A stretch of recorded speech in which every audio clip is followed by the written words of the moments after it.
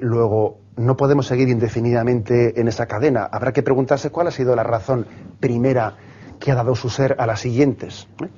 Pero también creo que existe otra vía racional, que es la vía podríamos llamar, del orden en el mundo, de la finalidad o del orden en el mundo. Está claro que este mundo no solamente tiene una pregunta por su origen, sino también creo que hay otra pregunta que es por cómo se explica su orden interno, su orden interno que nos maravilla, y nos tiene muchas veces pasmados, igual pegados a la pantalla televisiva cuando ponen un reportaje de la naturaleza y todo el mundo se queda pasmado viendo pues lo que pasa con no sé qué aves en las Barbados que se tiran desde arriba a comer peces con una precisión que nadie se explica, ¿verdad? O sea, yo creo que también tanto el alma científica del filósofo como el alma sencilla confluyen en una misma pregunta: ¿y cómo es posible el orden del mundo?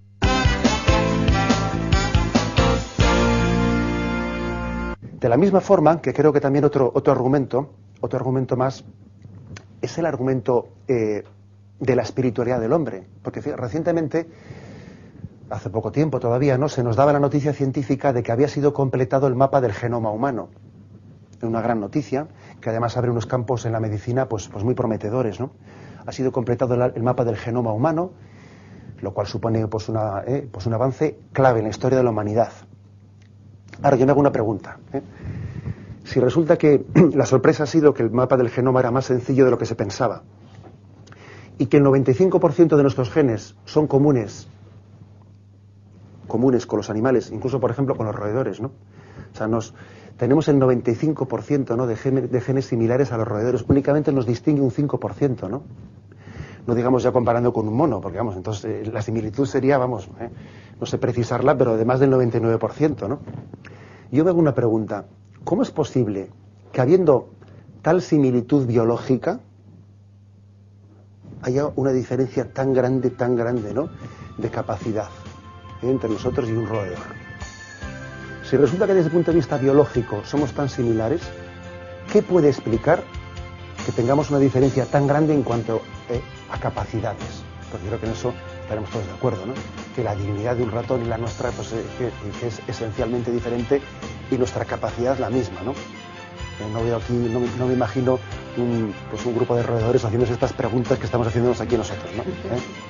Entonces, yo creo que precisamente eso plantea un problema, ¿sabes? Plantea una vía nueva, ¿no?, para llegar a la existencia de Dios, que es la vía antropológica, que es la vía de la espiritualidad del hombre.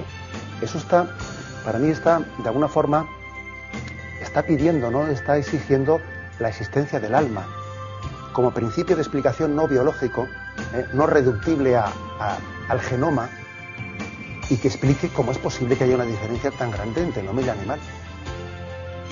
Hay un principio en el hombre que no es meramente el biológico, que es el anímico, que es el alma, la espiritualidad del hombre, que hace posible nuestro raciocinio, que hace posible nuestra voluntad.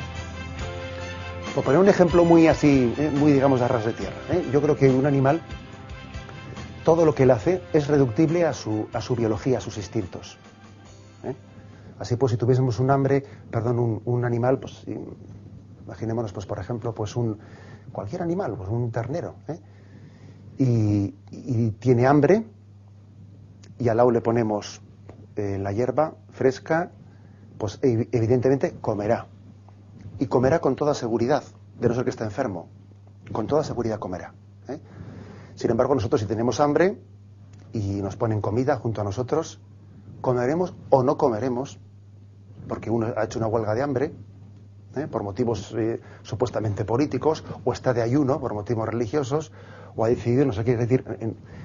Los principios del animal son totalmente reductibles a lo que el instinto, en el fondo, a lo que una ley biológica está ordenando, cosa que no ocurre en el hombre, y que el hombre se rige por otros principios no reductibles a la materia. Por eso yo también creo, y concluyo un poco lo que he dicho antes de este descubrimiento del genoma, el genoma y ese descubrimiento del mapa del genoma, yo creo que está todavía inquiriendo, está todavía pidiendo a gritos, ¿no?, la proclamación de la espiritualidad del hombre, para entender al hombre. Si no, el hombre es incomprensible. Es incomprensible únicamente como un mapa genético con el 95% de los genes similares a los roedores. Yo, por tanto, concluyendo, diría que hay, entre todas las vías, ¿no?, y argumentos posibles de la existencia de Dios, yo creo que tres que son, en mi opinión, los más fuertes. El argumento del origen último, el porqué último de la existencia, de dónde viene el ser, qué causa primera hubo que creó esto. El segundo, el argumento del orden del mundo, por qué el orden y no el desorden, siendo así que es mucho más fácil desordenar que ordenar, eso lo sabemos todos, por la experiencia de nuestro cuarto. Y en último lugar, pues, ¿cuál es el origen de la peculiaridad del hombre que nos distingue del reino animal? Siendo así que genéticamente pues resulta que no somos tan distintos. Yo creo que serían las tres razones últimas. Nos ha estado explicando pues cómo llegar al conocimiento de Dios pues, de una manera más filosófica y todo eso, pero lo que yo creo que más interesa, por lo menos entre nosotros los jóvenes, es una manera más práctica, ¿no? Que al fin y al cabo es lo que se necesita. Es cierto que yo comprendo que si, por ejemplo, a un joven le hablamos hoy en día del argumento de la contingencia y sin más le soltamos esa palabra, pues igual lo asustamos un poco, porque parece... También es verdad que creo que se puede hacer el esfuerzo de que esas vías así racionales sean también explicadas de una manera no tan lejana o no tan, digamos, abstracta, ¿no?, o filosófica. Pero tienes razón, también te doy la razón en que también es necesario no quedarse únicamente a ese nivel filosófico, sino también entender que hay mucha gente que llega a Dios por unos argumentos pues mucho más, no sé si llamarles experienciales, de experiencia, o vitales. Dios, por ejemplo, por el testimonio de los santos, por ejemplo, por la experiencia de un grupo cristiano, un grupo de referencia que a él le ha hecho sentir cercano al misterio de Dios. Muchas personas se han acercado también a Dios pues por la experiencia de una paz interior y de una religión que le ha resultado verdaderamente humanista y que le ha liberado de muchos sufrimientos interiores y le ha dado paz interior. Incluso hay mucha gente, y me atrevería a decir que se ha acercado al cristianismo sencillamente por un tipo de, yo iba a decir, por exclusión, si me permites la palabra, por exclusión, por una elección del cristianismo por exclusión de otras posibilidades que entendía que eran mucho menos humanizadoras.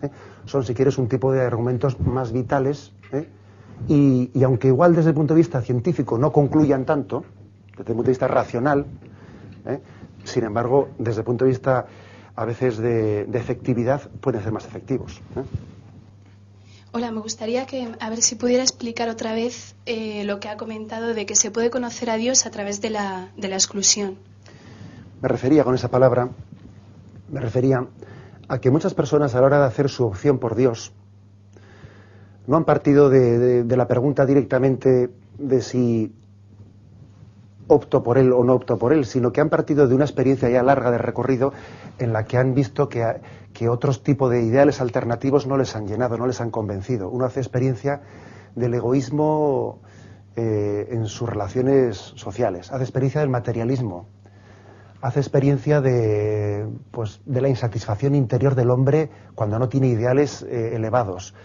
Y, por ejemplo, podemos pensar cuántas personas han pasado por situaciones de depresión, de desprecio de sí mismos, de vacío interior, hasta haber concluido diciendo, ¿y qué otra alternativa tengo?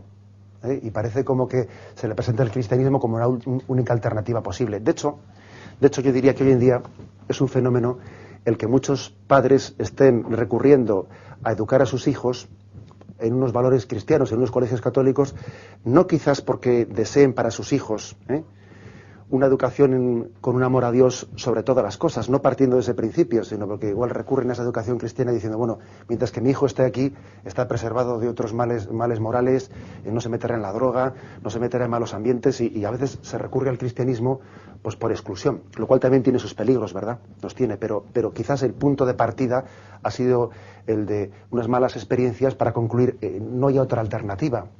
A veces el cristianismo se plantea como única alternativa frente a un materialismo de vida.